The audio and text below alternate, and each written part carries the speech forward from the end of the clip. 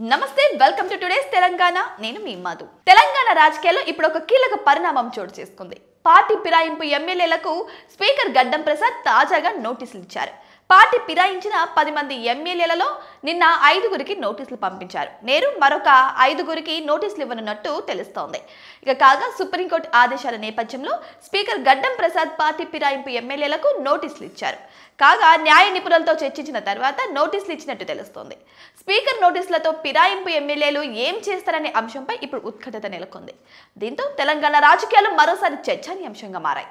అయితే స్పీకర్ నోటీసులతో ఫిరాయింపు నేతలు తిరిగి బీఆర్ఎస్ గూటికి చేరుతారా లేక రాజీనామా చేస్తారా అనేది ఇంకా తేలాల్సి ఉంది ఇక బీఆర్ఎస్ పార్టీ నుంచి గెలిచి కాంగ్రెస్ పార్టీలో చేరారంటూ గద్వాల ఎమ్మెల్యే బండ్ల కృష్ణమోహన్ రెడ్డికి స్పీకర్ నోటీసులు జారీ చేశారు బీఆర్ఎస్ పార్టీ ఇచ్చిన ఫిర్యాదులపై వెంటనే వివరణ ఇవ్వాలని ఆ నోటీసులో పేర్కొన్నారు అదేవిధంగా మరో 4 ఎమ్మెల్యేలకు కూడా స్పీకర్ నుంచి నోటీసులు అందినట్టు తెలుస్తోంది అయితే స్పీకర్ ప్రసాద్ కుమార్ నోటీసులపై ఎమ్మెల్యే కృష్ణమోహన్ రెడ్డి మాట్లాడుతూ తనకు వచ్చిన నోటీసులకు త్వరలోనే సమాధానం ఇస్తానని చెప్పుకొచ్చారు తాను అసలు పార్టీ మారలేదని కాంగ్రెస్ పార్టీలోకి వెళ్లలేదని స్పష్టం చేశారు గద్వాల నియోజకవర్గ అభివృద్ధి కోసమే తాను సీఎం రేవంత్ రెడ్డిని మర్యాదపూర్వకంగా కలిశానని చెప్పుకొచ్చారు